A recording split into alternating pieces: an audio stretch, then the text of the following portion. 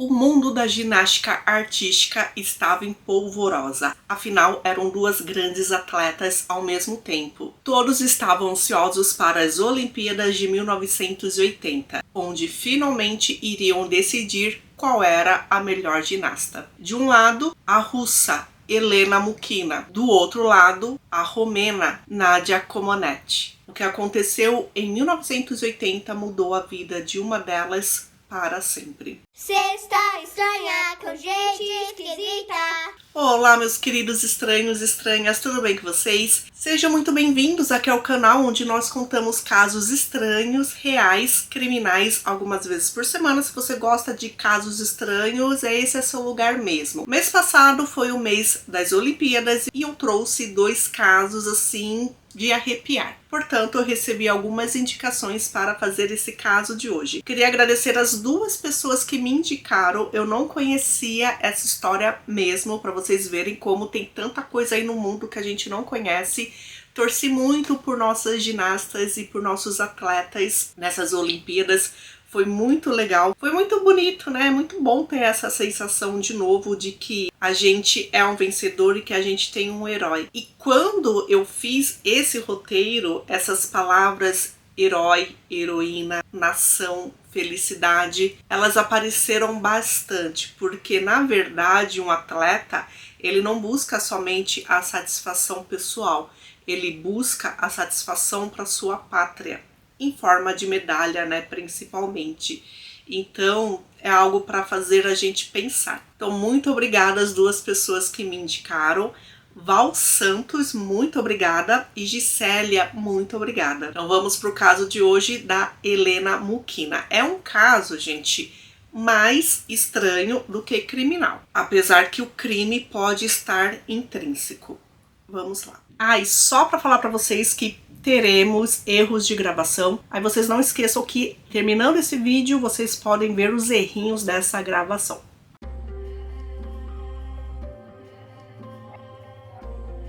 Helena Vyacheslavovna Mukhina nasceu dia 1º de junho de 1960 em Moscou, na antiga União Soviética. Então, só pra gente se situar, a União Soviética estava lá toda poderosa, enorme, e ela foi dividida depois em 10 países.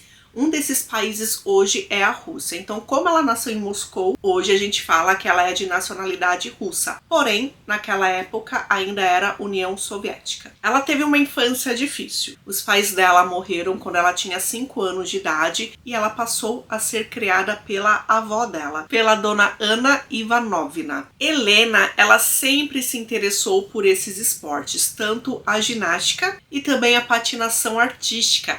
E quando um olheiro foi para a escola dela perguntando se alguém tinha interesse, se alguém queria se candidatar, ou apenas observando se alguém realmente já era bom, ela se candidatou. Mais tarde ela se juntou ao Clube Esportivo de Moscou. Só que, gente, não dá para contar a história de Helena sem colocar no meio Nadia Comaneci, que também é Helena. Ela chama Nadia Helena Comaneci. E aí, pode ser que você tenha escutado nessas Olimpíadas o sobrenome dela, porque ela foi muito importante para a ginástica artística, tanto que alguns passes hoje têm o sobrenome dela. Na verdade, se chama movimento. Então, tem alguns movimentos na ginástica artística que receberam o sobrenome dela porque ela foi a primeira pessoa que fez aqueles passos, aqueles movimentos. Nadia nasceu na Romênia e ela era muito peralta. Em casa ela ficava o dia inteiro escalando móveis, pulando. Ela era bem jovenzinha mesmo, talvez uns 5 ou 6 anos, quando chegaram na escola e perguntaram para as menininhas se alguém sabia fazer uma estrelinha. E ela fez uma pirueta perfeita e aí os treinadores, que era um casal de treinadores, chamados Bela e Marta, viram que, gente, aquela menina era muito boa, vamos investir nela. E foi isso que fizeram. Pediram para falar com os pais dela toparam, e aí realmente ela começou a ser treinada pelo clube também nacional. Ela já começou a competir como membro da equipe júnior, e ela foi melhorando, ganhando prêmios, ganhando medalhas. Em um campeonato internacional da Romênia versus Iugoslávia, ela venceu o primeiro individual dela, que é quando o atleta ele passa por todos os equipamentos, ele tem a melhor nota. Na ginástica artística feminina são 4 aparelhos considerados: o solo, as barras assimétricas, salto sobre a mesa e a trave de equilíbrio. Em 1975, Nádia tinha 13 anos, disputou o campeonato europeu e ganhou o individual geral. Ela superou a multimedalhista da época, uma atleta chamada Ludmila Tourischeva. Então, só naquele campeonato, Nádia recebeu a medalha de ouro no salto, nas barras assimétricas e na trave de equilíbrio. E no outro aparelho, que é o solo, ela ganhou a medalha de prata. Em 1975, todo mundo estava de olho nela. Por quê? Porque no ano seguinte seria Olimpíadas de Montreal, no Canadá. Então, em 1975 também teve a disputa do pré-olímpico. Em 1976, Nádia entrou para a equipe sênior. Isso significava que ela poderia ir para as Olimpíadas e ela tinha somente 14 anos de idade. Hoje isso não é permitido. Hoje, para você ir para as Olimpíadas, pelo menos nessa categoria de ginástica artística, precisa ter no mínimo 16. Só que naquela época, com 14, ela foi. Antes das Olimpíadas, ela participou da Copa América. E aí, gente, ela fez algo que não se fazia. Era algo inédito. Ela tirou notas 10. Ela foi perfeita. E ela também tornou-se a primeira ginasta a realizar um duplo mortal invertido, como saída das paralelas assimétricas. E aí, agora sim, vamos falar quem era a Nádia. E estamos já nas Olimpíadas de 1976. É 18 de julho. Nádia está nas barras assimétricas. E ela fez movimentos perfeitos. Todo mundo ficou em silêncio. Pra vocês terem noção, foi a primeira nota 10 em uma Olimpíada. E o computadorzinho que mostra a nota estava assim tão despreparado, nem ele estava preparado para uma nota 10. Para vocês verem, só tinha espaço para 3 dígitos, ou seja, 9,90, 9,20, só que não tinha espaço para 10, que seriam 4 dígitos. Então, o que eles fizeram? Eles colocaram para ela como se fosse uma nota 1, 0, 0. Então, veio aquele silêncio da plateia e depois todo mundo bateu palmas.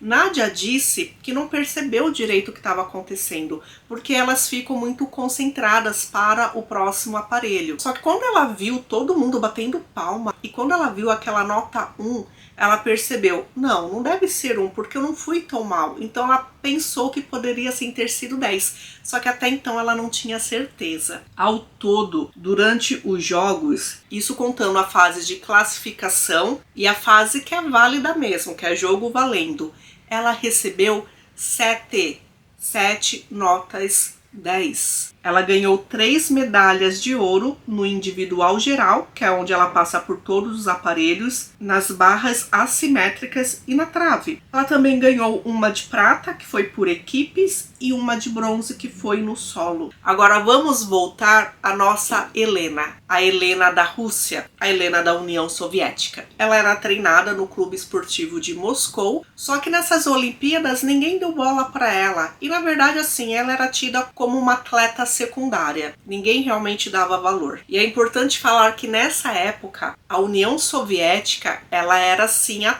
top na ginástica artística. E quando eles perderam várias medalhas exatamente para a romena Nádia, todo mundo caiu em cima da treinadora, que na época era Larissa Latínina. E o que ela respondeu para a imprensa? Não é minha culpa que Nádia tenha nascido na Romênia. E aí, por causa disso, a treinadora saiu e aí entrou um homem para treiná-las. Mikhail Klimenko. Mikhail, ele já era treinador, só que da equipe masculina, e era a primeira vez que ele iria trabalhar com as meninas. E depois disso, em 1978, Helena brilhou. Teve um campeonato mundial na França e foi Helena quem ganhou medalha de ouro, derrotando inclusive Nadia Comaneci. E no aparelho solo, ela ganhou ouro. Só que olha só, ela empatou com outra atleta. E com quem que ela empatou? Com Nádia.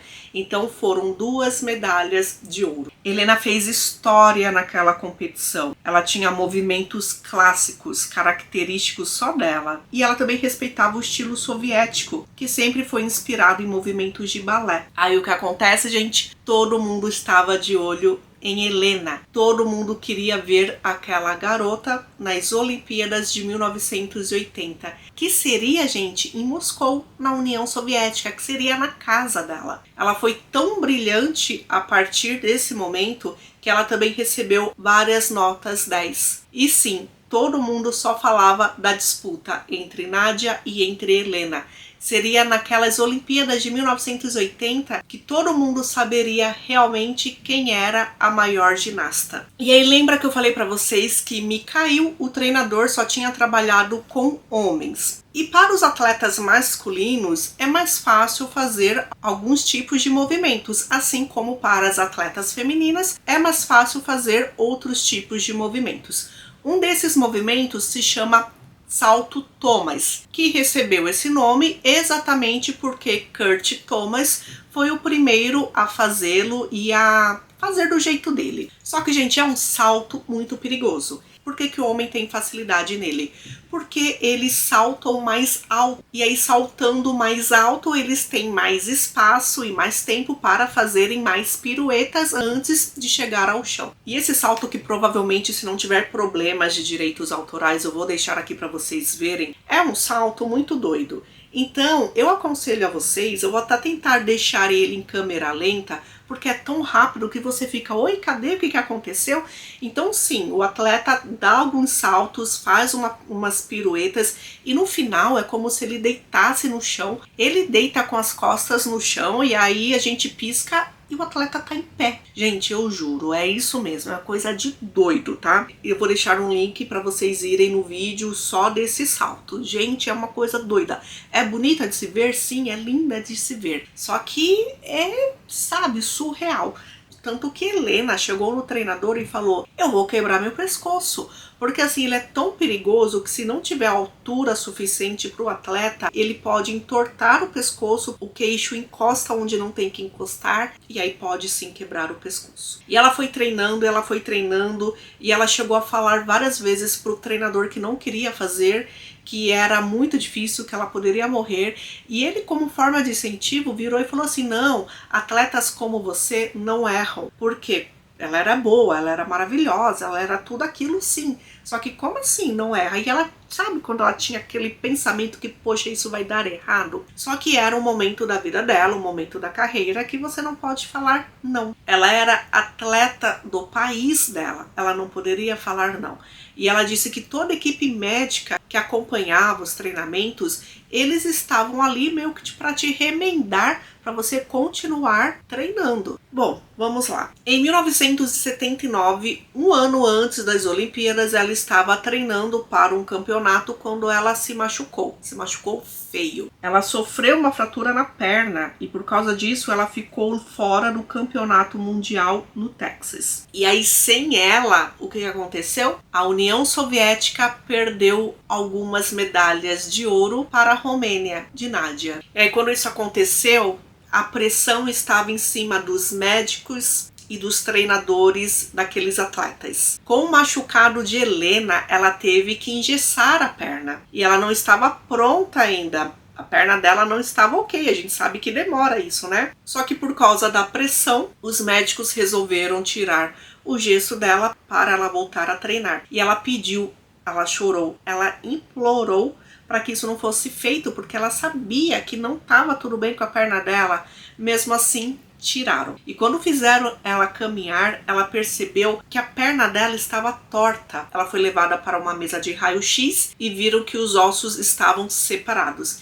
E dali ela foi direto para a mesa de cirurgia. Aí ela foi engessada de novo. E mais uma vez, tiraram rapidamente o gesso dela. Tiraram antes do tempo. E além disso, gente, ela tinha pressão para fazer outros tipos de exercícios para ela perder o peso que ela ganhou enquanto estava acamada, engessada, o que é normal. Então imagina a pressão que essa menina estava sentindo. E aí realmente pressionaram para que ela voltasse a treinar o salto Thomas. O salto Thomas seria utilizado no aparelho solo. Solo é aquele aparelho, né? Diz aparelho. Só que é na verdade o que a gente mais gosta, né? Que é onde as atletas vão e elas de certa forma dançam, né? Pra gente é dançar, só que na verdade são vários movimentos lindos e difíceis. Foi no solo artístico que Daiane brilhou anos atrás e que nessas Olimpíadas nossa Rebeca Andrade brilhou. E aí, gente, dia 3 de julho de 1980, 2 semanas antes das Olimpíadas, Helena teve o pior acidente da carreira dela.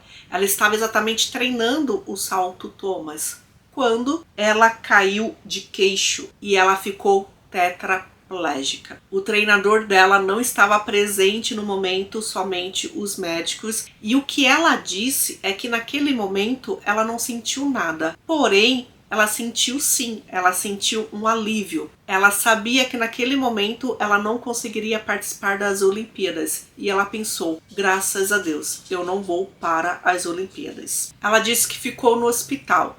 Ela viu os médicos tentando consertá-la, remendá-la. Ela disse que o que ela só queria era morrer, só que os médicos não deixaram. E aí, gente, veio as Olimpíadas e Helena não esteve lá. E não permitiram que a equipe contasse para ninguém o que tinha acontecido.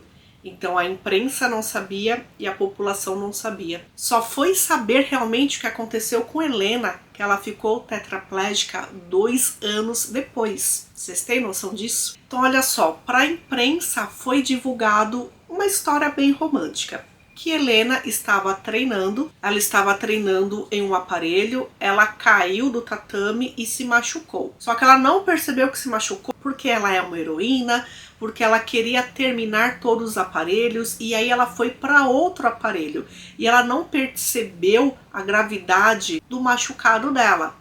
Nesse outro aparelho, que eu acredito que seja o solo, ela terminou de fazer todos os movimentos e aí com isso ela foi ficando cada vez mais machucada. E aí ela foi levada para fazer tratamento, cirurgia, tal, e não deu para ela se recuperar, só que ela chorava demais porque ela não poderia participar das Olimpíadas e não poderia honrar o país dela. Foi isso que divulgaram para a imprensa, que a imprensa divulgou aí. Depois disso, é claro que Helena quis ficar reclusa. Ela deu pouquíssimas entrevistas e ela aceitou dar entrevista para um jornalista, contanto que o foco não fosse ela e o acidente dela, contanto que o foco da entrevista fosse as atletas no geral e o perigo desse esporte. Ela disse para esse jornalista que fica assustada quando ela vê a rotina de treinamento que ela fazia, né? Ela vê algumas cenas na TV e ela fica assim super assustada. Ela diz que é contra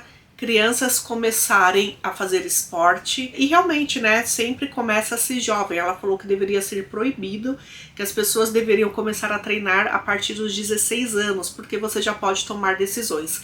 Antes disso, quando você é criança, você é imposta por outras pessoas, por pais, por professores, por treinadores e por médicos. E aí quando você já está no local e as pessoas percebem que você é boa, elas não querem tirar de lá. Simplesmente você vai seguindo o fluxo. Nessa entrevista ela reclamou muito que o atleta, ele só tem trabalho.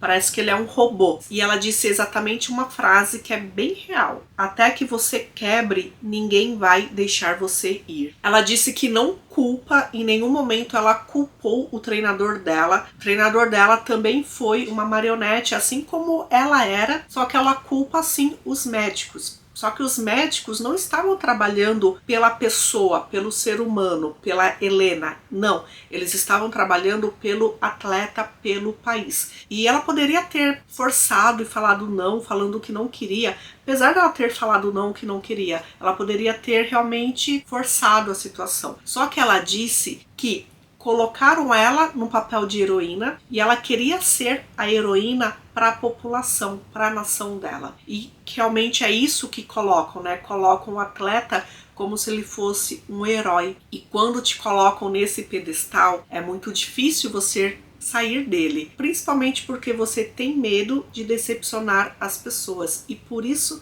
ela continuou treinando esse salto mesmo sabendo qual era o limite dela. E gente, ela estava ainda debilitada, ela nem deveria ter tido aquele gesso retirado ou os 2 gessos retirados, só que fizeram isso com ela porque ela era melhor na época, porque com ela o país seria campeão. No final dos anos 80, Helena ela foi convidada por uma revista de esporte, pela Moscow News, e ela passou a ser colunista de lá. Ela foi cuidada pela mesma pessoa que cuidou dela quando ela tornou-se órfã, pela avózinha. E quando a avó dela morreu, ela foi cuidada por uma amiga, por uma pessoa que ela considera uma das poucas amigas que ela teve, que também foi ginasta junto com ela, Elena Gurina. Helena morreu devido às complicações pelo estado dela, por ela ser tetraplégica, em 22 de dezembro de 2006. Com apenas 46 anos de idade. Nessa entrevista, né, que esse jornalista fez para ela, o próprio jornalista escreve algumas coisas. Ele escreve um trecho sobre uma atleta de patinação artística chamada Irina Rodinina. Antes, ela iria participar das Olimpíadas de Inverno. Ela teve um acidente durante a época de treinamento, antes das Olimpíadas. Ela caiu no elevador, bateu a cabeça, foi para o hospital. E aí, mesmo com dor, mesmo sendo grave, né, porque ela teve uma batida forte na cabeça, ela voltou a treinar, ela participou e ela recebeu a medalha de ouro. O que isso foi considerado como, nossa, que heroína. Helena Mukhina nunca participou das Olimpíadas, só que ela é tida sim como uma atleta campeã. E ela até recebeu pelo país dela algumas medalhas em consideração, medalhas que grandes atletas recebem. E Helena sempre é citada em comparação com Simone Biles. Simone, quando desistiu das últimas Olimpíadas, quando ela decidiu que não ia participar de todos os aparelhos, de todas as competições, ela fez algo que Helena não poderia fazer anos atrás. E talvez ainda não possa. Isso tem muito a ver com o país, com a liberdade que o país dá para seus atletas. Uma outra coisa também que esse jornalista escreveu, ele escreveu o seguinte: o leitor exigente pode dizer que os atletas no exterior também são submetidos às mesmas condições que os nossos atletas. Sim, sou forçado a concordar, mas há um pequeno detalhe. Lá, os atletas fazem por uma quantia incrível de dinheiro, por um futuro para si próprios e também para suas famílias. Em 2004, a antiga treinadora dela, antes de Mikhail, Larissa, deu uma entrevista. E ela disse que ela não perdeu o contato com Mikhail. Porém, Mikhail se sente muito responsável pelo que aconteceu com Helena. E segundo ela, Mikhail, como todas as pessoas, tinham certeza que a equipe da União Soviética seria campeã naquelas Olimpíadas. Só que ele queria ser o treinador da equipe campeã. E por isso ele forçou tanto Helena a fazer aqueles movimentos que ela disse que não conseguiria fazer. Logo após a lesão que deixou Helena paralítica, ele foi para a Itália e viveu com os filhos dele até a morte. Ele morreu de câncer dia 14 de novembro de 2007, aos 65 anos de idade. E assim foi a triste história de Helena Mukhina. No pior momento da vida dela, onde ela tinha suas vértebras fraturadas, ela pensou: ainda bem, eu não vou às Olimpíadas. Gente, olha só que tristeza, né? Então, já que a gente falou de Helena e já que a gente falou de Nadia no começo da história, atleta da Romênia, vamos falar dela mais um pouquinho. A Romênia também passava por situações bem difíceis politicamente falando. Ela também era uma nação comunista. E na época quem estava no poder era um ditador chamado Nikolai. Em 1976, como eu já falei para vocês, Nadia brilhou nas Olimpíadas de Montreal. Quando ela voltou para o país, ela foi tida como uma heroína. Ela tinha somente 14 anos de idade, lembrem disso. Ela ganhou do país uma bicicleta nova, porque ela tinha reclamado que a dela estava quebrada, com um pedal quebrado, e ela não gostava da cor. superior. Ela também ganhou um carro, apartamento e uma medalha de honra. Só que tem algo que não poderia ser falado. Ela era assediada por todo lado. Ela sofria uma pressão psicológica também. E nas Olimpíadas de 1980, aquela mesma que Helena não pôde participar, Nádia não brilhou como as pessoas esperavam que ela brilharia. Mesmo assim, ela conquistou 2 medalhas de ouro e 2 medalhas de prata. Como eu já falei para vocês, ela recebia assédio de várias formas e ela também tinha pressão. Você tá acima do peso, você não é mais jovem, você tem 18 anos, tá velha. Então são coisas assim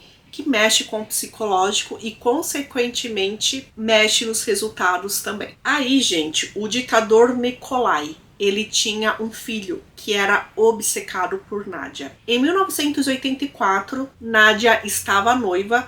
Ela estava comemorando o noivado dela na festa de noivado com amigos, com a família, quando o filho de Nikolai invadiu a festa com a polícia secreta, espancou os convidados e ele violentou Nádia. Nessa época, Nádia já tinha se aposentado. Ela decidiu que não ia mais participar de competições. As próximas Olimpíadas seriam em 1984, dessa vez em Los Angeles, nos Estados Unidos. Apesar de não ser mais atleta, ela era agora uma figura pública da Romênia. Por causa disso, o regime ditador ficava em cima dela. Todo momento ela tinha segurança. Ela não se sentia nem à vontade em sair da própria casa. Foi autorizado para ela que ela fosse como convidada nessas Olimpíadas, só que a Romênia fez um acordo com os Estados Unidos e esse acordo dizia o seguinte, que o governo dos Estados Unidos não aceitaria nenhum atleta romeno como refugiado. Então, sim, Nádia esteve nas Olimpíadas de 1984 como espectadora e com todo um time de pessoas vigiando-a. Em 1989, ela conseguiu fugir do país com um homem chamado Constantin. Eles fugiram, gente, a pé. Constantin cobrou um valor equivalente a $5.000, ajudou ela a atravessar a fronteira para a Hungria. De lá eles foram para a Áustria e finalmente para os Estados Unidos. Chegando lá, ela se casou com Constantin. E aí Constantin percebeu que poderia explorar a esposa. Ela era uma figura pública e começou a cobrar dinheiro para que ela aparecesse nos locais e ele embolsava tudo isso. Em 1993, ela conseguiu se separar dele e ela mudou-se para Montreal, para o Canadá. 3 anos depois, ela voltou para os Estados Unidos e ela se casou com um ginasta chamado Bart Connor, que ela tinha conhecido anos e anos atrás quando ela competia. Hoje ela é reconhecida como uma cidadã americana e ao lado do marido ela tem uma academia em Oklahoma. Ela também faz apresentações, palestras e ela também ajuda várias associações. Algumas coisas aconteceram de evolução depois de todas essas histórias. Uma coisa, a ginasta artística ela só pode participar das Olimpíadas a partir dos 16 anos de idade. Antes era a partir dos 14. O salto Thomas, ele foi proibido para mulheres praticarem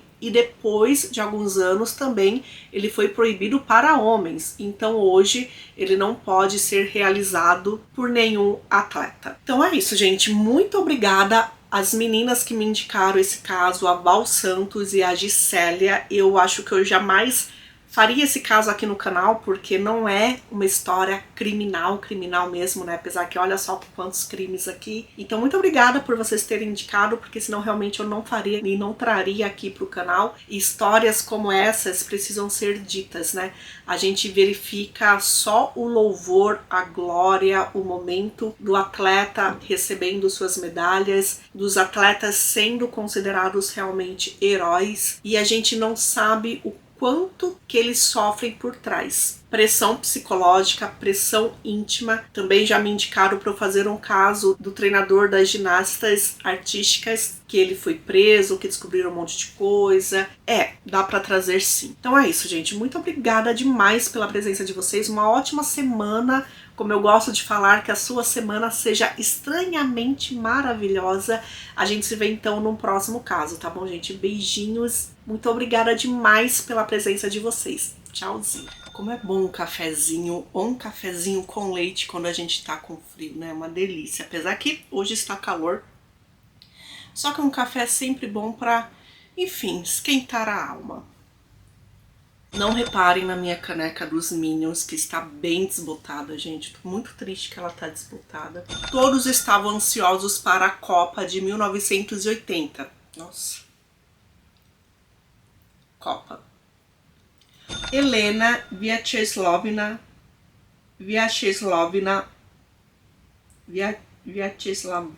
meu Deus do céu.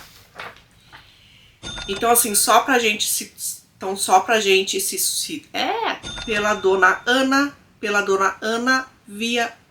Ivanovna, pela dona Ana